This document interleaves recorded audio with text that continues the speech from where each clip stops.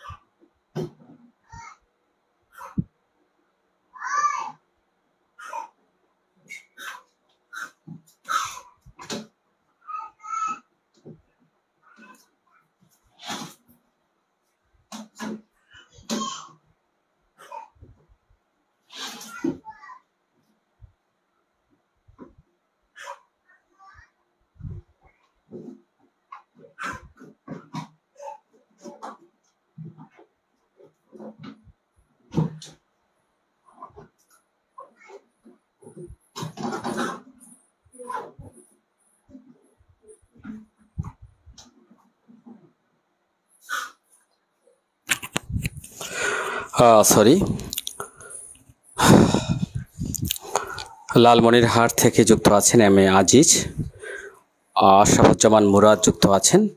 তো এই মুহূর্তে যে যেখান থেকে যুক্ত আছেন সবাইকে অনুরোধ জানাবো যে একটি করে গ্রুপে শেয়ার করে দিবেন। হ্যাঁ, যেহেতু পাবলিক ক্লাস, সবাই একটি করে বিভিন্ন গ্রুপে শেয়ার করে দিবেন।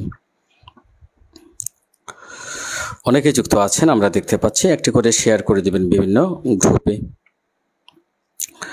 প্রিয় শিক্ষার্থীবৃন্দ, আপনারা দেখতেই পাচ্ছেন প্যানেল কোড। আজ এই লাইভের মাধ্যমে আমরা 53 থেকে 75 ধারা পর্যন্ত আলোচনা করব। তো 53 থেকে 75 ধারা পর্যন্ত খুবই গুরুত্বপূর্ণ। এখানে এই বিষয়গুলো থেকে গুরুত্বপূর্ণ এখানে প্রশ্ন হয়ে থাকে, আমরা বিস্তারিত আলোচনা করব। আশা করি আপনারা এখানে 53 ধারা থেকে 75 ধারা পর্যন্ত যদি ক্লাসটি মনোযোগের সাথে দেখেন, আমি মনে করি ইনশাল্লাহ ক্লাসের পড়াটা আপনাদের কি হবে, ক্লাসেই মুখস্থ হয়ে যাবে ইনশাল্লাহ।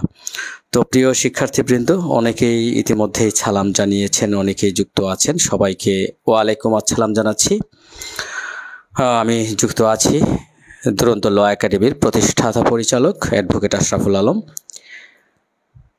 ইনশাআল্লাহ বার কাউন্সিল যে পরীক্ষা অনুষ্ঠিত হবে আমরা ইতিমধ্যেই জানি যে আগামী 29শে নভেম্বর।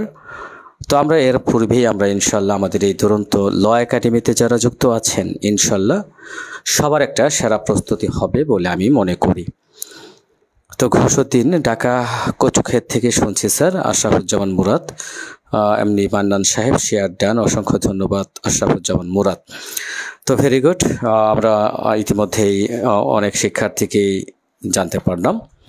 তো আমরা গত ক্লাসে অর্থাৎ গতকাল একটি ক্লাস অনুষ্ঠিত হয়, প্রথম ক্লাস প্যানাল কোডের। এই প্যানাল কোডের প্রথম ক্লাস থেকে আমি আপনাদেরকে একটি বা দুটি প্রশ্ন করে আমি কিন্তু আমাদের মূল আলোচনায় শুরু করব। প্রশ্নটি হচ্ছে ডকুমেন্ট বা দলিল এর সংজ্ঞা প্যানাল কোডের কোথায় আছে এবং সাক্ষ্য আইনের কোথায় আছে, এই দুইটা একসাথে কমেন্ট করবেন। যে ডকুমেন্ট বা দলিল এর সংজ্ঞা প্যানাল কোড বা সাক্ষ্য আইন দুইটা আইনই আমি বলবো, কত ধারায় এর সংজ্ঞাটা দেওয়া আছে সবাই কমেন্ট করবেন। তো ইতিমধ্যেই অনেকেই যুক্ত আছেন ইনশাআল্লাহ, অনেকেই শেয়ার দিয়েছেন ইনশাআল্লাহ। ওকে, আপনারা কমেন্ট করবেন যে ডকুমেন্ট বা দলিলের সংজ্ঞা প্যানাল কোডের কত ধারায় এবং সাক্ষ্য আইনের কত ধারায় উল্লেখ আছে।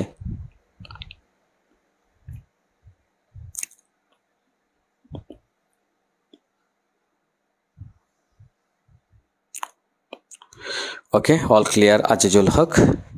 প্যানাল কোডের 29 ধারা, সাক্ষ্য আইনের 3 ধারা। ভেরি গুড, ঘোষউদ্দিন বলেছেন 29 ধারা। Very good. তো আরেকটি প্রশ্ন করবো আমরা, কাঙ্ক্ষিত যে প্রশ্ন 29(3). ওকে, কমন অবজেক্ট প্যানাল কোডের কোথায় আছে দেখি কে বলতে পারেন। কমন অবজেক্ট প্যানাল কোডের কত ধারায় বর্ণনা করা আছে? কমন অবজেক্ট সম্পর্কে প্যানাল কোডের কত ধারায় বর্ণনা করা আছে? কমন অবজেক্ট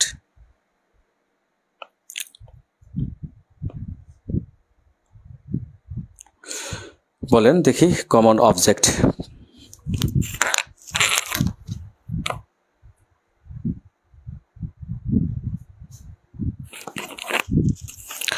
কমন অবজেক্ট সম্পর্কে প্যানাল কোডের কোথায় বর্ণনা করা আছে?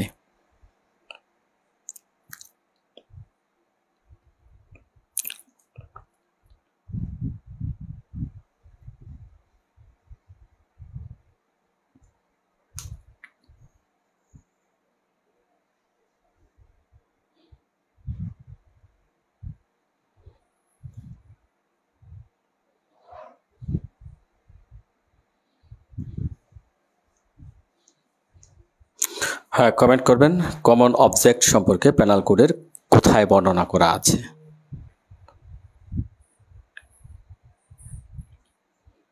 ভেরি গুড, অনেকেই 34 ধারা দিয়েছেন। মৃদুল চক্রবর্তী, তাহমিনা ইসলাম, সেটা হচ্ছে কমন ইন্টেনশন। হ্যাঁ তাহমিনা, আমি তো কমন ইন্টেনশনের কথা বলি নাই, আমি বলছি কমন অবজেক্ট। কমন ইন্টেনশন অনেকেই বলেছেন, হ্যাঁ কমন অবজেক্ট হবে। হ্যাঁ, কমন অবজেক্ট হচ্ছে 149 এবং কমন ইন্টেনশন হচ্ছে 34 ধারা। ওকে, আরেকটা প্রশ্ন করেই আমি ক্লাসে চলে যাচ্ছি। বাংলাদেশের ভেতরে সংঘটিত অপরাধের বিচার প্যানাল কোডে অনুষ্ঠিত হবে, ঠিক আছে? তো এটা প্যানাল কোডের কোথায় বর্ণনা করা আছে? কমেন্ট করবেন। বাংলাদেশের ভেতরে সংঘটিত অপরাধ এই প্যানাল কোডের অধীনেই এটা অনুষ্ঠিত হবে, এটা প্যানাল কোডের কোথায় বর্ণনা করা আছে? পুঞ্জগুচ্ছ সালাম দিয়েছেন, ওয়ালাইকুম আসসালাম জানাচ্ছি। পুঞ্জগুচ্ছ কেমন আছেন? ফরহানা 149 বলছেন মুসলিউদ্দিন। ওকে, আমরা চলে যাচ্ছি আমাদের মূল আলোচনায়। আমরা আজকে আলোচনা করব শাস্তি পানিশমেন্ট সম্পর্কে। পানিশমেন্ট সম্পর্কে আজকে আমরা আলোচনা করব।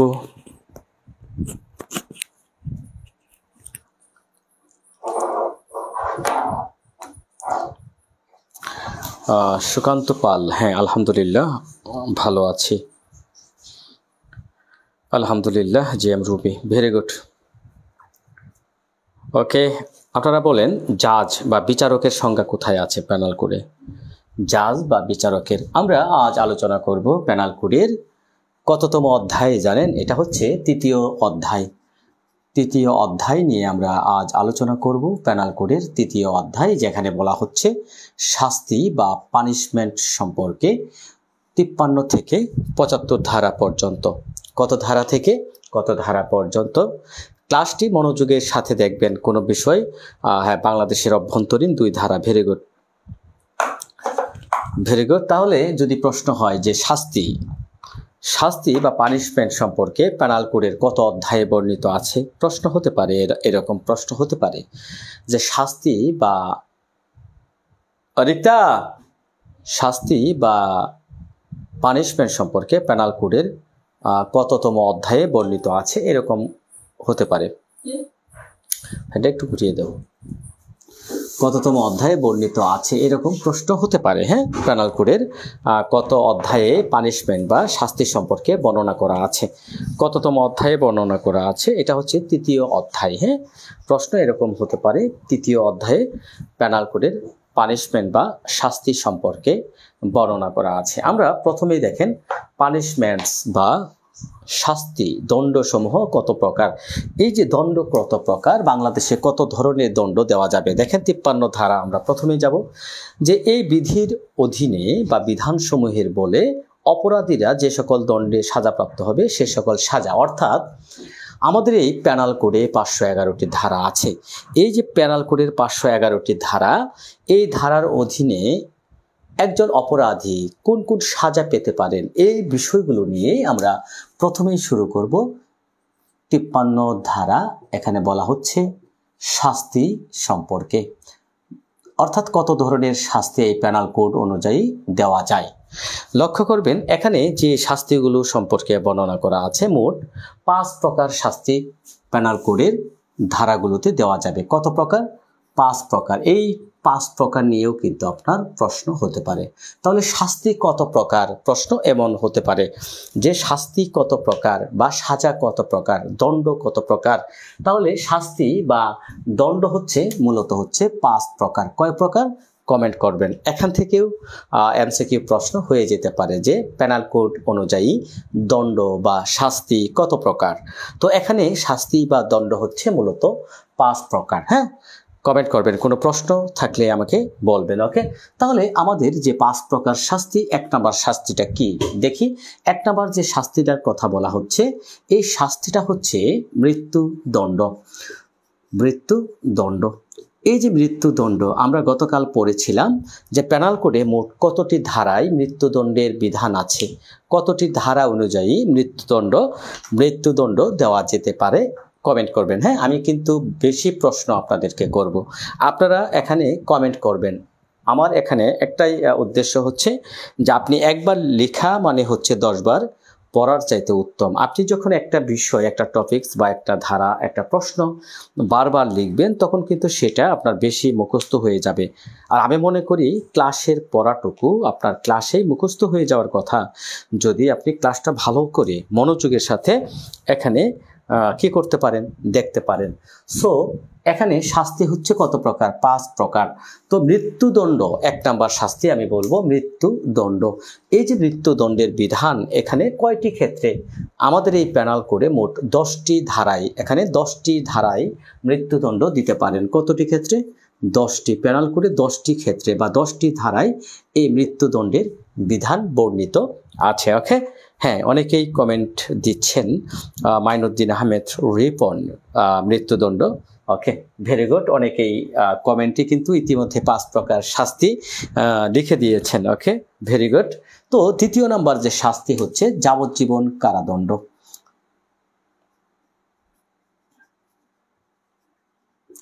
যাবজ্জীবন কারাদণ্ড, এই যে এই যাবজ্জীবন কারাদণ্ডটা, এটা সবসময় মনে রাখবেন। এই কারাদণ্ডটা অবশ্যই সশ্রম কারাদণ্ড হবে। এই কারাদণ্ডটা অবশ্যই সশ্রম। যাবজ্জীবন কারাদণ্ড কখনো বিনাশ্রম হয় না। সবাই এই বিষয়টা মনে রাখবেন যে যাবজ্জীবন কারাদণ্ড কখনো বিনাশ্রম হয় না। যাবজ্জীবন কারাদণ্ড মানেই হচ্ছে সশ্রম।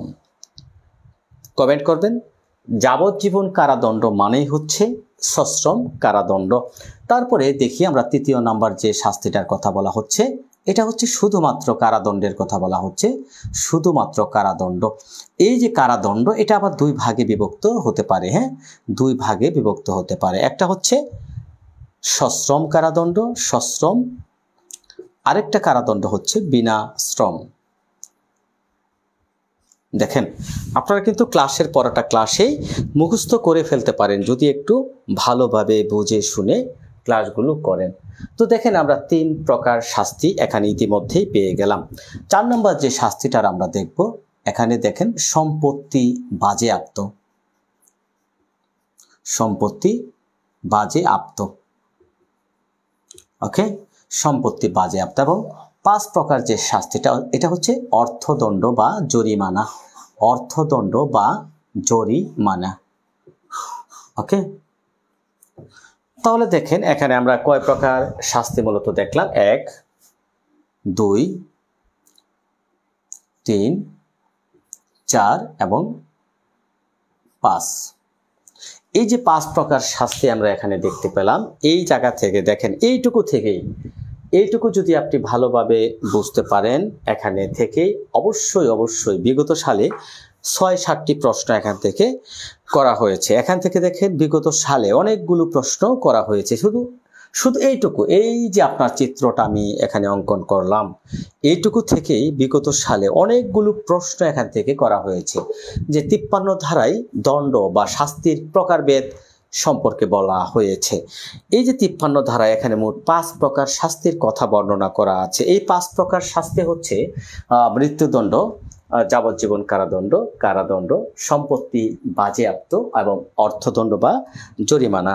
এখানে সবচেয়ে ইম্পর্টেন্ট মূল বিষয়টা হচ্ছে যাবজ্জীবন কারাদণ্ড অবশ্যই সশ্রম কারাদণ্ড হিসেবে গণ্য হবে। এখানে অবশ্যই কিন্তু যাবজ্জীবন কারাদণ্ড মানেই সশ্রম কারাদণ্ড, এটা মনে রাখবেন। তো এখানে আরেকটা কথা মনে রাখবেন যে দ্বন্দ্ববিধিতে যাবজ্জীবন কারাদণ্ড, এখানে যাবজ্জীবন কারাদণ্ড বলতে এখানে 30 বছরের সশ্রম কারাদণ্ডকেই বোঝায়। কত বছর? 30 বছরের সশ্রম কারাদণ্ডকেই বোঝায়। এই যে মামলাটা, এটা কোন মামলার উপর প্রতিষ্ঠিত? এখানে দেখেন Ataur Rahman Mridha versus state, Ataur Rahman Mridha versus রাষ্ট্র। এই মামলায় কিন্তু এই বিষয়টা, হ্যাঁ, আমরা ধারণা লাভ করতে পারি যে যাবজ্জীবন কারাদণ্ড মানে হচ্ছে 30 বছরের সশ্রম কারাদণ্ড, ওকে। তো এইটুকু থেকে আর আপনার এখানে কিছু আমার মনে হয় জানার দরকার নেই। এখানে বিগত সালের প্রশ্নগুলো আমি করব, এইটুকু থেকেই আপনি দেখেন, এইটুকু থেকেই বিগত সালের প্রশ্নগুলো আপনি বারবার এখানে কি করতে পারবেন? উত্তর দিতে পারবেন। যদি এইটুকু বুঝতে পারেন, উত্তর করবেন, আমি প্রশ্ন করব, উত্তর করবেন কমেন্টে। প্যানাল কোড 1860 অনুযায়ী দণ্ড কত প্রকার? প্যানাল কোড 1860 অনুযায়ী দণ্ড কত প্রকার? দেখেন এইরকম একটা প্রশ্ন 12তম বিজিএস পরীক্ষায় করা হয়। পরবর্তী প্রশ্ন, দণ্ডবিধিতে কত ধরনের শাস্তির বিধান আছে? দণ্ডবিধিতে কত রকমের শাস্তির বিধান আছে? সেম প্রশ্ন। আরেকটা দেখেন, দণ্ডবিধিতে নিচের কোন শাস্তির বিধান নেই? এই প্রশ্নটা ইম্পর্টেন্ট।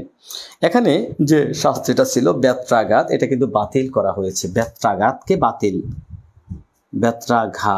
এটা বাতিল, হ্যাঁ, এটাকে বাতিল করা হয়েছে। এই প্রশ্নটাই এখানে করা হয়েছে যে প্যানাল কোডের অধীনে অনুমোদিত সাজা নয় কোনটি অনুমোদিত সাজা নয়, বা দণ্ডবিধিতে কোন শাস্তির বিধান নেই? এই দুইটা প্রশ্ন দুইবার করা হয়েছে। যেমন ধরেন, প্যানাল কোডের অধীনে অনুমোদিত সাজা নয় কারাদণ্ড, সম্পত্তি বাজেয়াপ্ত, বেত্রাঘাত নাকি জরিমানা।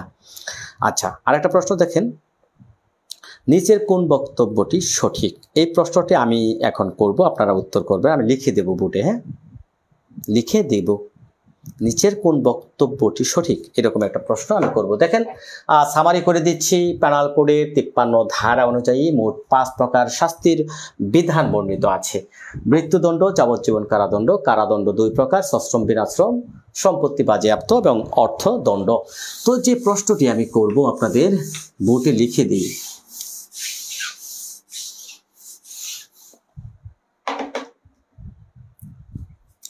দেখেন একটা প্রশ্ন, নিচের কোন বক্তব্যটি সঠিক?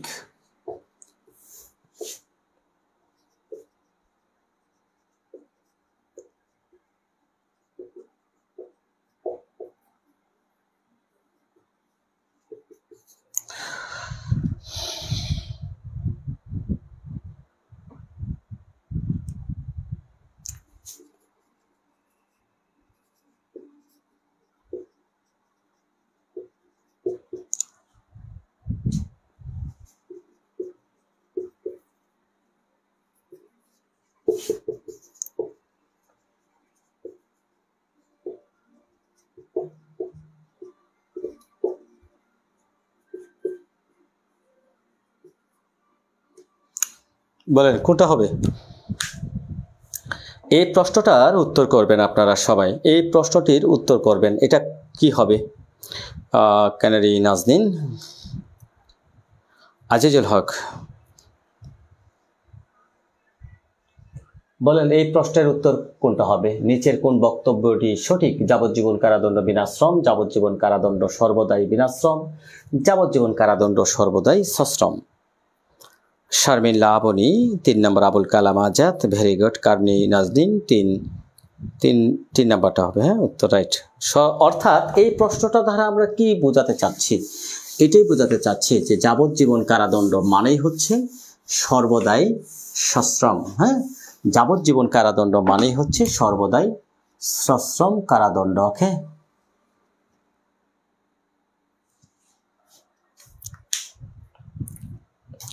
Very good. অনেকেই ইতিমধ্যেই যুক্ত আছেন, আমরা দেখতে পাচ্ছি অনেকেই। দেখেন 53 ক ধারাটা শিখে ফেলেন। কারাবাস উল্লেখের ব্যাখ্যা।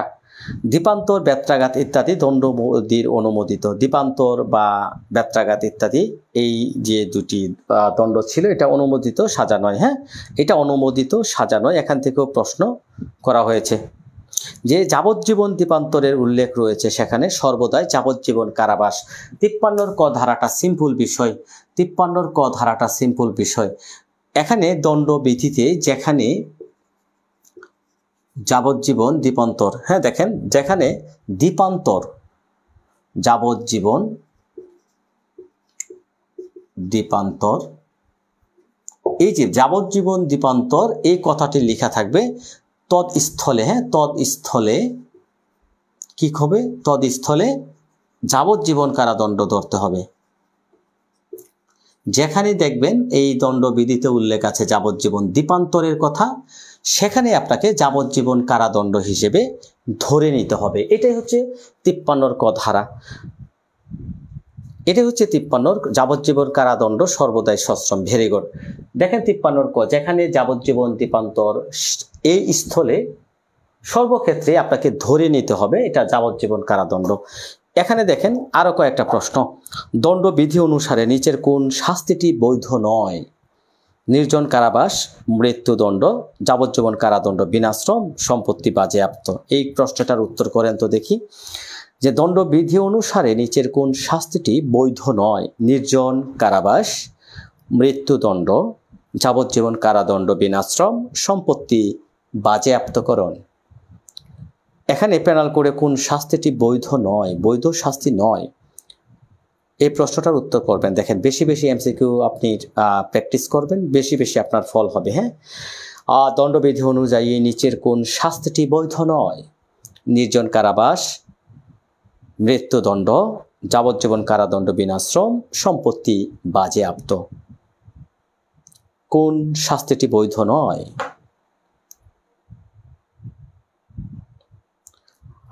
আশরাফুল মুন্নি, চমৎকার। অপশন সি হচ্ছে সঠিক উত্তর, নির্জন কারাবাস। কেন? যাবজ্জীবন কারাদণ্ড বিনাশ্রম, এটা কি বৈধ? যাবজ্জীবন কারাদণ্ড বিনাশ্রম এটা বৈধ সাজা নয়। অবশ্যই যাবজ্জীবন কারাদণ্ড মানেই হচ্ছে সশ্রম কারাদণ্ড, আপনাকে ধরে নিতে হবে। হ্যাঁ, দেখেন আমরা এখানে ফৌজদারি কার্যবিধির যে 401, 402, 402 এর ক, সিআরপিসি পড়েছি আমরা ইতিমধ্যেই, অনেকেই জানেন। 401, 402, 402 এর ক, এই তিনটা ধারার সাথে আমি এখন যে ধারাগুলো পড়ব এখানে অনেক মিল আছে, অনেক মিল আছে। দেখেন, মৃত্যুদণ্ড হ্রাসকরণ, মৃত্যুদণ্ড হ্রাস কে করতে পারে? 54 ধারায় দেখেন মৃত্যুদণ্ড হ্রাস।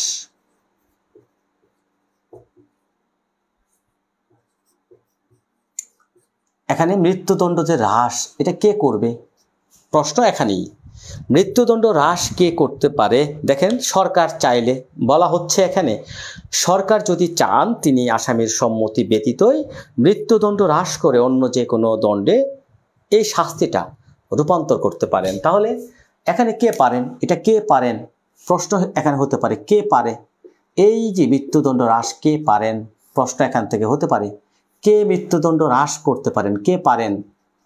এখানে পারেন হচ্ছে, উত্তর হচ্ছে সরকার। এটা হচ্ছে প্রশ্ন, এখান থেকে প্রশ্ন হতে পারে মৃত্যুদণ্ড হ্রাস কে করতে পারে? বলেন তো দেখি। সরকার। Very good. এটাই 54 ধারাতে এইটুকুই, আর কিচ্ছু নাই। দেখেন 55 ধারাতে যাবজ্জীবন কারাদণ্ড হ্রাস। 55 ধারাতে চলে যাই, যাবজ্জীবন কারাদণ্ড হ্রাসকরণ।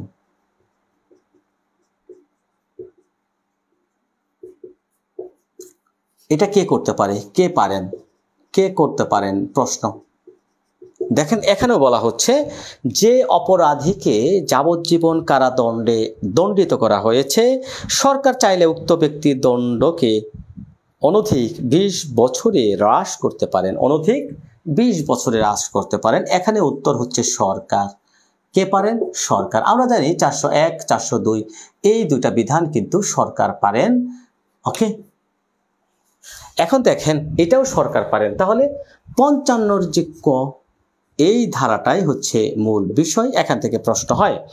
তবে তার পূর্বে আমরা দেখব 55 ধারাতে যে কথাটা বলা হচ্ছে যাবজ্জীবন কারাদণ্ড হ্রাস কে করতে পারেন? সরকার করতে পারেন। তিনি কি করতে পারেন? একজন ব্যক্তির যখন যাবজ্জীবন কারাদণ্ড হবে ওই ব্যক্তির সম্মতি ব্যতীতই, দেখেন, অপরাধীকে যাবজ্জীবন কারাদণ্ডে দণ্ডিত করা হয়েছে, সরকার চাইলে উক্ত ব্যক্তির দণ্ডকে অনধিক 20 বছরে হ্রাস করতে পারেন। তাহলে সরকার চাইলে এই যাবজ্জীবনকে কি করতে পারেন? অনধিক 20 বছরে রূপান্তরিত করতে পারেন। রূপান্তরিত। ওকে, এখন দেখেন 55 ক ধারাতে যে কথাটা বলা হচ্ছে রাষ্ট্রপতির একটা বিশেষ ক্ষমতা এখানে দেখানো হয়েছে, যেটা আমরা 400 কতে পাই। রাষ্ট্রপতি, এই যে 400 ক, এটাও সেম বিষয়। রাষ্ট্রপতির বিশেষ অধিকার সংরক্ষণ। রাষ্ট্রপতির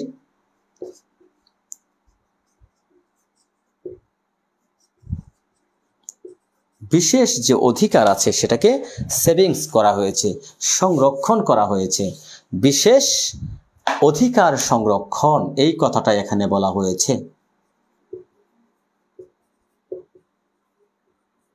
কে পারেন? তাহলে 55 ক ধারাতে যে ক্ষমতাটা বিশেষ পাওয়ার দেওয়া হয়েছে রাষ্ট্রপতিকে, এখানে দেখেন বলা হচ্ছে 54 ধারা অথবা 55 ধারার কোনো কিছুই রাষ্ট্রপতির ক্ষমা প্রদর্শন, দণ্ড লাঘব, দণ্ড বিলম্ব, দণ্ড মওকুফের অধিকারকে খর্ব করবে না। অর্থাৎ এখানে রাষ্ট্রপতি এখানে কি করতে পারেন? ক্ষমা প্রদর্শন করতে পারেন। ক্ষমা প্রদর্শন। একজন ব্যক্তির মৃত্যুদণ্ড হলো, রাষ্ট্রপতি কিন্তু তাকে ক্ষমা প্রদর্শন করে দিতে পারেন। দণ্ড কি করতে পারেন? দণ্ড মওকুফ করতে পারেন। মওকুফ কে পারেন? রাষ্ট্রপতি। এই যে 55 ধারার যে ক, এটা মোস্ট ইম্পর্টেন্ট ধারা। অর্থাৎ এখানে যে কথাটা বলা হচ্ছে যে সেভিংস ফর প্রেসিডেন্টস প্রিরোগেটিভস, অর্থাৎ 54 ধারা অথবা 55 ধারায় কোনো কিছুই রাষ্ট্রপতির ক্ষমা প্রদর্শন, দণ্ড লাঘব, দণ্ড বিলম্ব বা দণ্ড মওকুফের অধিকারকে খর্ব করবে না। অর্থাৎ তিনি পারেন যে কোনো শাস্তিকে ক্ষমা করে দিতে, দণ্ড মওকুফ করতে, দণ্ড লাঘব করতে, ইত্যাদি ইত্যাদি। অর্থাৎ এখানে তিনি যে কোনো ক্ষমা প্রদর্শন, যে কোনো শাস্তিকে ইচ্ছা করলে ক্ষমা করে দিতে পারেন। তাহলে 55 ক ধারাটা এখানে মোস্ট ইম্পর্টেন্ট, যে রাষ্ট্রপতির বিশেষ অধিকারকে এখানে সংরক্ষণ করা হয়েছে। রাষ্ট্রপতি যদি এখানে ইচ্ছা করেন যে কোনো দণ্ড তিনি মওকুফ করে দিতে পারেন, যে কোনো দণ্ড। এই যে অধিকারটা 54-55 ধারার যে অধিকার, সেটাকে ক্ষুণ্ণ করবে না, ক্ষুণ্ণ করবে না। ঠিক আছে, রত্না নদী রাষ্ট্রপতি। তাহলে রাষ্ট্রপতির বিশেষ অধিকার সংরক্ষণ কত ধারায় বলা হয়েছে? দেখেন, সেভেন্স ফর প্রেসিডেন্টস প্রিরোগেটিভ, অর্থাৎ রাষ্ট্রপতির বিশেষ অধিকার সংরক্ষণ সম্পর্কে প্যানাল কোড 1860 কোথায় বর্ণিত আছে? শরীফুল মামুন ভাই যুক্ত আছেন, কেমন আছেন আপনি? আশা করি অবশ্যই ভালো আছেন। আপনাদের যে মহেন্দ্রক্ষণ, অবশ্যই ইতিমধ্যে আমরা দেখা যাচ্ছে প্রতীক্ষার প্রহর শেষ হচ্ছে না। আপনাদের সেই লিখিত রেজাল্ট কবে দিবে, এই যে আপনাদের একটা সময়, হ্যাঁ হয়ে যাবে, তো দেখা যাচ্ছে হয়ে যাবে এই সেপ্টেম্বর মাসেই আপনারা সেই আপনাদের কাঙ্ক্ষিত যে লিখিত রেজাল্ট, সেই রেজাল্ট পেয়ে যাবেন আগামী সপ্তাহে অথবা তার পরের সপ্তাহ। হ্যাঁ, এটাই মনে রাখবেন। হ্যাঁ, তাহলে দেখেন, আমরা প্যানাল কোডের যে 3টা ধারা ইতিমধ্যেই জানলাম, পাশাপাশি সিআরপিসি ফৌজদারি কার্যবিধির 401, 402, 402 এর ক, এই সেম ধারাগুলি হচ্ছে এখানে। আমরা প্যানাল কোড যেহেতু এখানে প্যানাল কোড পড়ছি, তো 54 ধারায় মৃত্যুদণ্ড হ্রাস কে করতে পারেন? সরকার। প্রশ্ন হতে পারে 55 ধারায় যাবজ্জীবন কারাদণ্ডকে হ্রাস করে সরকার অনধিক 20 বছর পর্যন্ত এটাকে কি করতে পারেন? হ্রাস করতে পারেন, এটাও পারেন সরকার। 55 ক ধারাতে এটা রাষ্ট্রপতির একটা বিশেষ ক্ষমতা। এই ক্ষমতা বলে তিনি যে কোনো দণ্ডকে ক্ষমা, লাঘব, মওকুফ করতে পারেন। ওকে, কবে দিবে স্যার রেজাল্ট? আমি তো বললাম যে আগামী অথবা তার পরের সপ্তাহে, আগামী সপ্তাহে অথবা তার পরের সপ্তাহের মধ্যে ইনশাল্লাহ আপনাদের যে কাঙ্ক্ষিত রেজাল্ট পেয়ে যাবেন। হ্যাঁ, অনেক খাতা, এবার তো অনেক পরীক্ষার্থী ছিল, প্রায় 20,000-এর মতো লিখিত পরীক্ষার্থী, তো সেই কারণে একটু খাতা দেখতে লেট হচ্ছে। আশা করা যাচ্ছে আগামী সপ্তাহে বা তারপরের সপ্তাহে আপনাদের যে কাঙ্ক্ষিত রেজাল্ট সেটা পেয়ে যাবেন। ওকে, প্রশ্নের উত্তর করেন তো দেখি। যাবজ্জীবন কারাদণ্ড দেশের ক্ষেত্রে দণ্ডিত ব্যক্তির সম্মতি ছাড়াই উক্ত দণ্ডকে সরকার অনধিক কত বছরে হ্রাস করতে পারেন? দেখি উত্তর করেন কমেন্টে। যাবজ্জীবন কারাদণ্ডের ক্ষেত্রে দণ্ডিত ব্যক্তির সম্মতি ছাড়াই উক্ত দণ্ডকে সরকার অনধিক কত বছরে হ্রাস করতে পারেন? কত বছরের হ্রাস করতে পারেন? কমেন্টে উত্তর করবেন। ওকে, প্যানাল কোড হচ্ছে প্রেসিডেন্টস পাওয়ার 55-রে। দেখেন, আমরা যারা আইনের স্টুডেন্ট, আইনটা আপনাকে পড়তে হবে মজায় মজায়।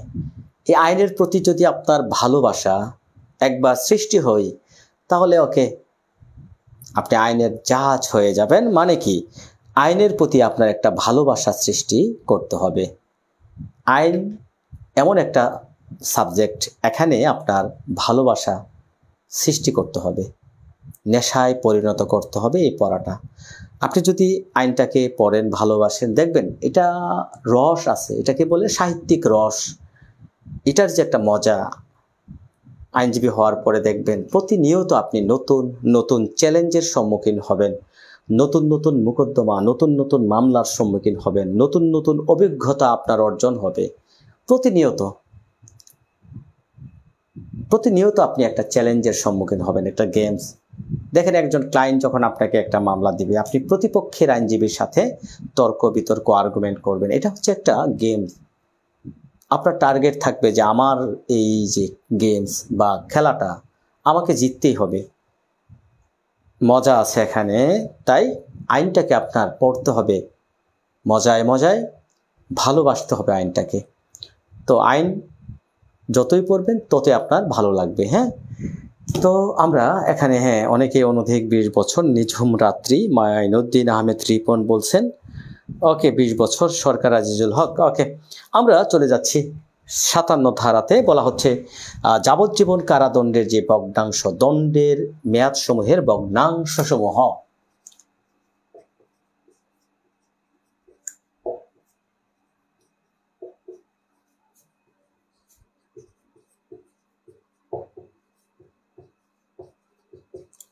এখানে আপনাকে যাবজ্জীবন কারাদণ্ড আসলে কত বছর এই কথাটাই বলা হয়েছে। সাজার মেয়াদের ভগ্নাংশ হিসাব ক্ষেত্রে যাবজ্জীবন কারাদণ্ড 30 বছরের সশ্রম কারাদণ্ডর সমান বলে গণ্য হবে। অর্থাৎ এখানে যে কথাটা আপনাকে এখানে বলা হচ্ছে, যাবজ্জীবন কারাদণ্ড কতদিন এটাকেই নির্দেশ করা হয়েছে। যাবজ্জীবন কারাদণ্ড এটা কতদিন, মূলত কত বছর, এই বিষয়টাকেই 57 ধারাতে নির্দেশ করা হয়েছে। যাবজ্জীবন কারাদণ্ড সর্বদাই হচ্ছে 30 বছর সশ্রম কারাদণ্ড। তাহলে 57 ধারাতে আমরা যে মূল বিষয়টা এখান থেকে শিখব সেটা হচ্ছে 30 বছরের কথা বলা হচ্ছে। এমডি শাহজাহান সাহেব সালাম দিয়েছেন, ওয়ালাইকুম আসসালাম জানাচ্ছি। কেমন আছেন ভাই? আশা করি ভালো আছেন, সুস্থ আছেন। দেখেন, যাবজ্জীবন কারাদণ্ড কত বছর হতে পারে, মূলত এই বিষয়টাই 57 ধারাতে বলা হয়েছে। দণ্ডের মেয়াদের ভগ্নাংশ সমূহ যাবজ্জীবন কারাদণ্ড সর্বদাই 30 বছর সশ্রম কারাদণ্ড বলে গণ্য হবে। কত বছর যাবজ্জীবন। এখন আমৃত্যু কারাদণ্ডটা কি, অনেকেই প্রশ্ন করতে পারে, স্যার আমৃত্যু কারাদণ্ড, এখানে দেখেন আমৃত্যু কারাদণ্ড বলতে এমন একটা কারাদণ্ডকে বোঝায় বা এমন একটা শাস্তিকে বোঝায় যা একজন অপরাধীর যখন আমৃত্যু কারাদণ্ড হবে তখন তাকে আজীবন মৃত্যু পর্যন্ত তাকে কারাবাসে থাকতে হবে।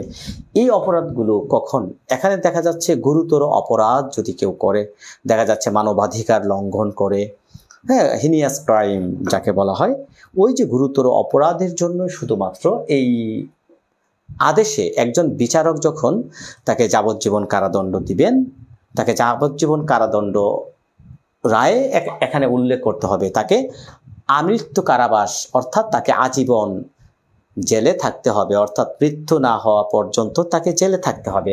অর্থাৎ আমৃত্যু কারাদণ্ডটা হচ্ছে এমন একটা অপরাধের জন্য দেওয়া হয় যেগুলো দেখা যাচ্ছে গুরুতর একটা অপরাধ, মানবতা বিরোধী অপরাধ। যেমন উদাহরণস্বরূপ আমরা বলতে পারি, একজনের নাম মেনশন করবেন। ইতিমধ্যে আমরা জানি বিগত আওয়ামী লীগ সরকারের আমলে অনেককেই এই আমৃত্যু, যে দেলোয়ার হোসেন সাইদি, মেবি আরও কাউকে দেওয়া হয়েছিল কিনা আমার জানা নেই, আপনারা একটু কমেন্ট করবেন জানা থাকলে। তো এই যে আমৃত্যু কারাদণ্ডটা রায়ে কিন্তু উল্লেখ থাকতে হবে, অর্থাৎ একজন বিচারক যখন এই দণ্ডটা দিবেন তখন কিন্তু অবশ্যই রায়ে যদি তিনি উল্লেখ করেন যে হ্যাঁ তাকে আমৃত্যু কারাদণ্ড, মৃত্যু না হওয়া পর্যন্ত কারাবাসে থাকতে হবে। হ্যাঁ, তাহলে আমরা এখানে যাবজ্জীবন কারাদণ্ড যদি বলি, এখানে সর্বদাই হচ্ছে 30 বছর, ভগ্নাংশ হিসাব করলে 30 বছর কারাদণ্ড। ঠিক আছে, হ্যাঁ, সরকার চাইলে, ভেরি গুড, সরকার যদি চান। ওকে,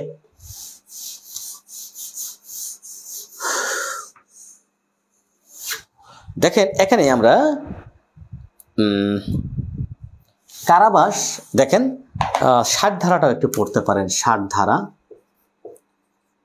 ধারা যুদ্ধ অপরাধী, মানবতা বিরোধী অপরাধ করলেও আমৃত্যু কারাদণ্ড ফরিদ উদ্দিন দেলোয়ার হোসেন সাইদিকে দিয়েছিল। হ্যাঁ, ভেরি গুড, তাহমিনা ইসলাম, দেলোয়ার হোসেন সাইদিকেই এটা দেওয়া হয়। ওকে, 60 ধারাতে যে কথাটা বলা হচ্ছে, কারাদণ্ডের কতিপয় ক্ষেত্রে দণ্ড সম্পূর্ণরূপে বা অংশত সশ্রম বা বিনাশ্রম হতে পারে। অর্থাৎ এখানে যে বিষয়টা বোঝানো হচ্ছে যে একটা কারাদণ্ড আদালত দিলেন, এই যে কারাদণ্ডটা আদালত দিবেন, এই কারাদণ্ডটা ধরেন 12 বছর, এখানে আদালত ইচ্ছা করলে 6 বছর বিনাশ্রম, 6 বছর সশ্রম এইভাবেও দিতে পারবেন।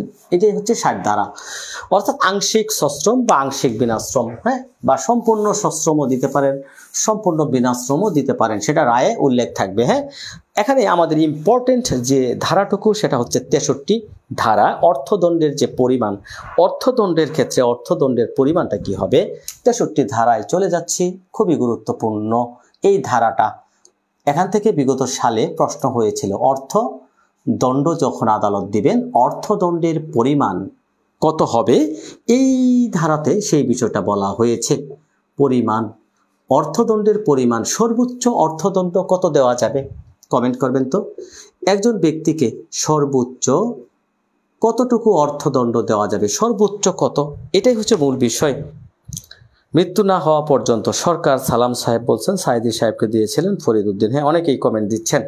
দেখেন অর্থদণ্ডের পরিমাণ কত হবে, সর্বোচ্চ কত টাকা অর্থদণ্ড দেওয়া যাবে, এই বিষয়টাই এখানে এই ধারাতে আলোচনা করা আছে।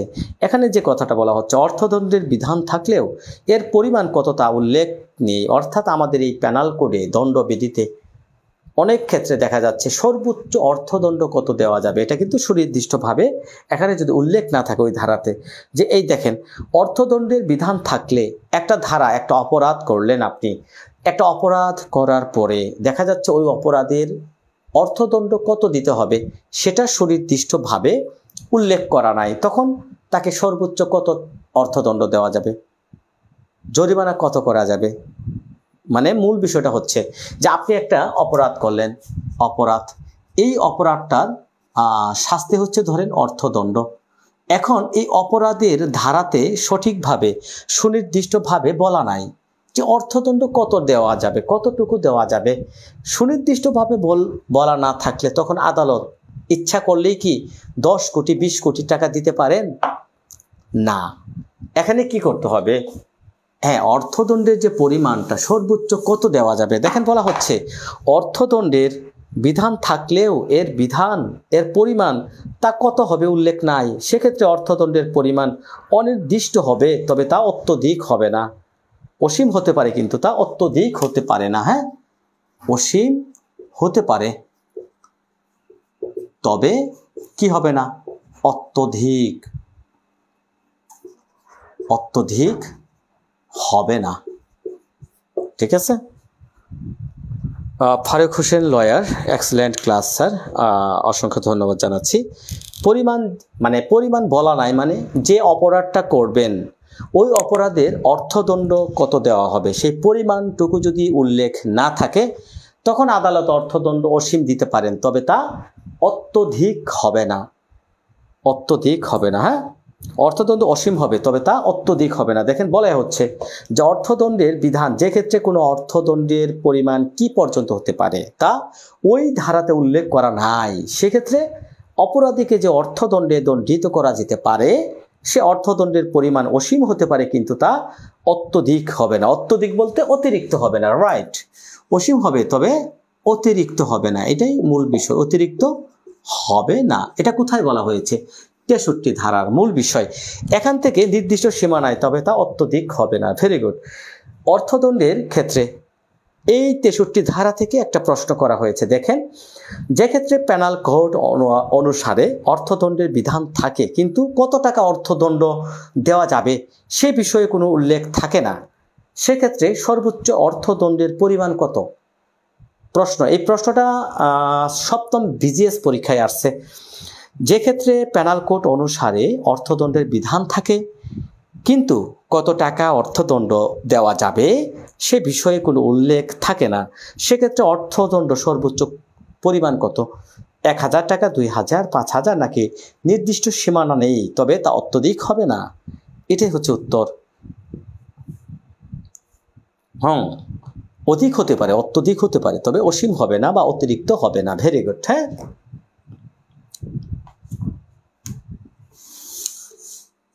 আমরা যে ধারাগুলো থেকে বারবার প্রশ্ন হয়েছে সেই ধারাগুলো বেশি বেশি করে ফোকাস করার চেষ্টা করব। আর আজকে যা ক্লাসে পড়তেছেন আমার প্রিয় শিক্ষার্থীবৃন্দ, আগামীকাল ক্লাসের পূর্বেই সেই পড়াটুকু মুখস্থ করে ফেলবেন, লিখবেন, বারবার লিখবেন, আর আমাকে অ্যাসাইনমেন্ট পাঠাবেন। হ্যাঁ আমাকে অ্যাসাইনমেন্ট পাঠাবেন। প্রদীপ কুমার সরকার ও সাধারণ ক্লাস, ইতিমধ্যে অনেকেই যুক্ত আছেন। সবার কাছেই একটা করে রিকোয়েস্ট, বিভিন্ন গ্রুপে একটা করে শেয়ার করে দিবেন, বিভিন্ন বার কাউন্সিল গ্রুপ যেখানে আছে। 64 ধারাটা পড়তে পারেন। অর্থদণ্ড অনাদায়ের দরুন কারাদণ্ড দরকার নাই। 65 ধারা দেখেন, 65 ধারাটা মোস্ট ইম্পর্টেন্ট। 65 এখানে যে কথাটা বলা হচ্ছে, যে ক্ষেত্রে কারাবাস ও অর্থদণ্ড বিধিও সেক্ষেত্রে কারাদণ্ড ও জরিমানা উভয় দণ্ডে দণ্ডিত অপরাধ জরিমানা অনাদায়ে প্রদত্ত কারাদণ্ডের সীমা। অর্থাৎ এখানে দেখা যাচ্ছে একটা অপরাধ হলো, ভালো করে বুঝবেন, একটা অপরাধের শাস্তিটা কি? অপরাধের শাস্তি আদালত দিতে পারেন দুই ধরনের, দিতে পারেন কারাদণ্ড, ঠিক আছে, এবং অর্থদণ্ড, এমনও দিতে পারেন, এবং অর্থদণ্ড দিতে পারেন, অথবা কারাদণ্ড দিতে পারেন বা অনাদায়ে অর্থদণ্ড, এরকমও কিন্তু আদেশগুলো রায়গুলো আদালত দিয়ে থাকেন, একটা শাস্তি দিয়ে থাকেন এরকম। হ্যাঁ, যে দেখা যাচ্ছে করিম ধরেন একটা চুরি করলো, চুরির জন্য ধরেন 379তে আমরা জানি সর্বোচ্চ সাজা 3 বছর, পাশাপাশি আমরা কিন্তু জানি অর্থদণ্ডও তাকে দেওয়া যাবে। সো 3 বছর এবং অর্থদণ্ড এইভাবে কিন্তু উভয় দণ্ডে তাকে আদালত কি করতে পারেন, দণ্ডিত করতে পারেন। সো এখানে মূল বিষয়টি এই ধারাতে যে কথাটা বলা হচ্ছে যে যদি দেখা যাচ্ছে কারাদণ্ড এবং অর্থদণ্ড বিধেয়, সেক্ষেত্রে কারাদণ্ড ও জরিমানা উভয় দণ্ডে দণ্ডিত অপরাধে জরিমানা অনাদায়ে কারাদণ্ডের সীমাটুকু কত। এখন দেখা যাচ্ছে আপনি এখানে আদালত অর্থদণ্ড দিলেন, এই অর্থদণ্ড অনাদায়ে কারাদণ্ডের পরিমাণ কত হতে পারে, কারাদণ্ডের পরিমাণের কথা বলা হচ্ছে। যেখানে অর্থদণ্ড আদালত দিয়েছেন, ওই অর্থদণ্ড অনাদায় হলে আদালত তখন কতটুকু দণ্ড দিতে পারেন, এটাই হচ্ছে মূল বিষয়। এখানে দেখবেন মূল কারাদণ্ডের 1/4 সর্বোচ্চ কারাদণ্ডের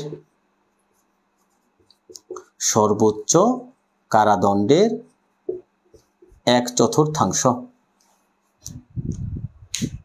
দেখেন এটাই হচ্ছে মূল বিষয়, কতটুকু কারাদণ্ড দিতে পারেন, 1/4 কারাদণ্ড। দেখেন যে ক্ষেত্রে আসামিকে কারাদণ্ড অর্থদণ্ড প্রদান করা হয় কিন্তু সে অর্থদণ্ড দিতে ব্যর্থ, অর্থদণ্ডে অনাদায় মানে ব্যর্থ, অর্থদণ্ড আদালত দিলেন, এই অর্থদণ্ড তিনি কি করতে আদালতে দিতে ব্যর্থ, তখন ওই আসামিকে এ নামক একজন আসামি আদালত এই আসামিকে কি করলো, অর্থদণ্ড প্রদান করলো। এখন এ নামক ব্যক্তি এই অর্থদণ্ড দিতে ব্যর্থ, তখন আদালত কি করবেন, এই যে অর্থদণ্ড দিতে ব্যর্থ হলো তাকে যে কারাদণ্ড দিতেন সর্বোচ্চ কারাদণ্ড তার 1/4,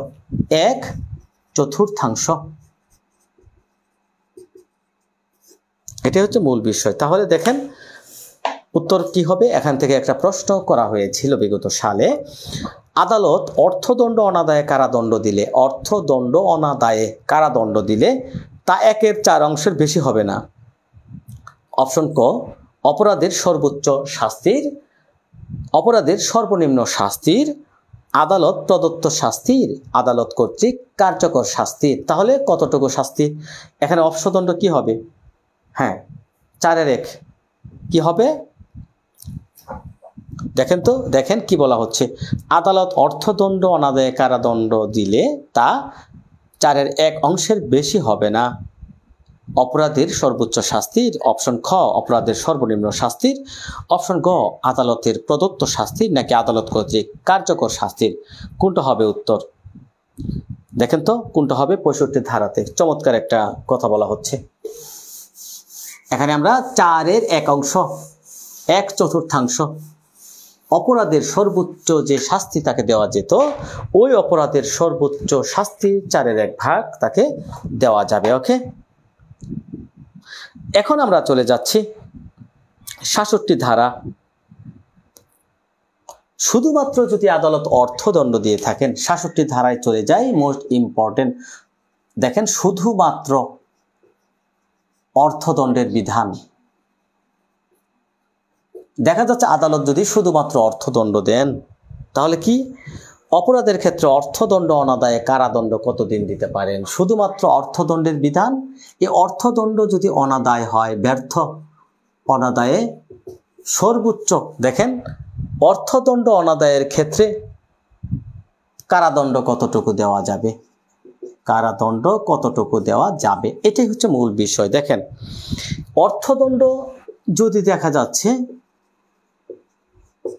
এটা এভাবে শিখবেন। 66 ধারাতে মূল কথাটা কি, শুধুমাত্র একটা অপরাধের শাস্তি হচ্ছে অর্থদণ্ড। এখন আদালত দেখা যাচ্ছে করিম একজন ব্যক্তি একটা অপরাধ করলো, ওই অপরাধের শাস্তি হচ্ছে অর্থদণ্ড, শুধুমাত্র অর্থদণ্ড। এখন আদালত অর্থদণ্ড করিমকে প্রদান করলেন। আদালত করিমকে অর্থদণ্ড দেওয়ার জন্য বললেন, করিম ব্যর্থ, ওই অপরাধের শাস্তিটাই হচ্ছে শুধু অর্থদণ্ড। ওই অপরাধের শাস্তি শুধু যদি অর্থদণ্ড হয়, শুধুমাত্র অর্থদণ্ড। দেখেন, কেবল অর্থদণ্ডে দণ্ডনীয় অপরাধের ক্ষেত্রে তাকে যদি শুধুমাত্র অর্থদণ্ডে দণ্ডিত করা হয়, শুধুমাত্র অর্থদণ্ড, এখানে যদি অন্য কোনো শাস্তি না দেওয়া হয়, করিমকে দেখা যাচ্ছে অর্থদণ্ডে দণ্ডিত করলো। এখন করিমকে অর্থদণ্ডে যখন দণ্ডিত করবে, তখন এই অর্থদণ্ড তুমি যদি দিতে ব্যর্থ হন, তখন কত টাকার জন্য কত মাসের বা কত বছরের শাস্তি দেওয়া যাবে, এটাই হচ্ছে মূল বিষয়। যে কত টাকার জন্য কতটুকু শাস্তি দেওয়া যাবে, এটাই হচ্ছে ৬৭ ধারা। কত টাকার জন্য, এখানে দেখেন ৫০ টাকা পর্যন্ত। কত টাকা? আমার মনে হয় পেনাল কোডটাও সংশোধন হয়ে যাবে। ৫০ টাকা পর্যন্ত যদি হয় জরিমানা, ৫০ টাকা পর্যন্ত জরিমানা হলে এখানে কারাদণ্ড দেওয়া যাবে কতটুকু। দেখেন, কারাদণ্ড, সবাই কমেন্ট করবেন, এটা গুরুত্বপূর্ণ। ২ মাস পর্যন্ত, ২ মাস পর্যন্ত। এটা যদি ৫০ মানে ৫১ টাকা থেকে হয়, ৫১ টাকাও যদি হয়ে যায়, তখন কিন্তু শাস্তিটা বেড়ে যাবে। ৫১ টাকা থেকে ১০০ টাকা পর্যন্ত, ১০০ টাকা পর্যন্ত যদি হয়, তখন শাস্তি দেওয়া যাবে ৪ মাস পর্যন্ত।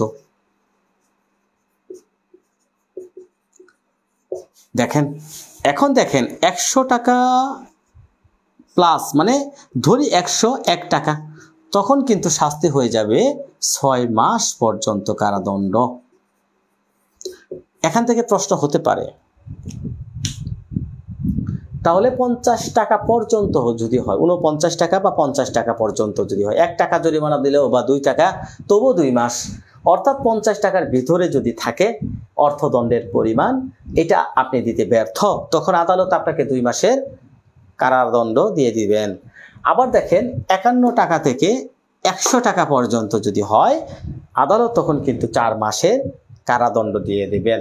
আবার ১০০ প্লাস মানে ১০১ টাকা থেকে যত টাকা হোক, ৬ মাস পর্যন্ত কারাদণ্ড। এখানে একটা কথা মনে রাখবেন, শুধুমাত্র অর্থদণ্ডে যদি আদালত দণ্ডিত করে এবং এই অর্থদণ্ড যদি দিতে কেউ ব্যর্থ হয়, অনাদায়ী থাকে, সেক্ষেত্রে যে কারাদণ্ডটা দিবে, সেই কারাদণ্ডটা কি হবে? এই যে কারাদণ্ডটা আদালত দিবে, সর্বদাই বিনাশ্রম হবে, সর্বদাই বিনাশ্রম। দেখেন, মানে মূল কথাটা কি? মূল কথাটা হচ্ছে, যদি আদালত দেখা যাচ্ছে শুধুমাত্র আপনাকে অর্থদণ্ড করলো, শুধুমাত্র অর্থদণ্ড প্রদান করলে, সেক্ষেত্রে আপনি অর্থদণ্ড দিতে ব্যর্থ, আপনাকে কারাদণ্ড দিবে ৫০ টাকা পর্যন্ত হলে ২ মাস। এই যে ২ মাস কারাদণ্ড আপনাকে দিবে, এই কারাদণ্ড কিন্তু সশ্রম কারাদণ্ড দেওয়া যাবে না। এই কারাদণ্ড অবশ্যই এখানে দিতে হবে বিনাশ্রম কারাদণ্ড, বিনাশ্রম। অর্থাৎ অর্থদণ্ড বিরুদ্ধে, অর্থদণ্ডে অনাদায় হলে, ব্যর্থ হলে যে কারাদণ্ড দেওয়া হবে, এই কারাদণ্ড কি হবে? অবশ্যই বিনাশ্রম। লিখে ফেলেন সবাই কমেন্টে, প্রশ্ন এগুলো থেকেই হবে। হ্যাঁ, এগুলো থেকেই প্রশ্ন হবে। তাহলে অর্থদণ্ড অনাদায়ে সর্বোচ্চ কারাদণ্ড কত? সবাই কমেন্ট করেন তো, অর্থদণ্ড অনাদায়ে সর্বোচ্চ কারাদণ্ড কত? অর্থদণ্ড অনাদায়ী হলে সর্বোচ্চ কারাদণ্ড কত?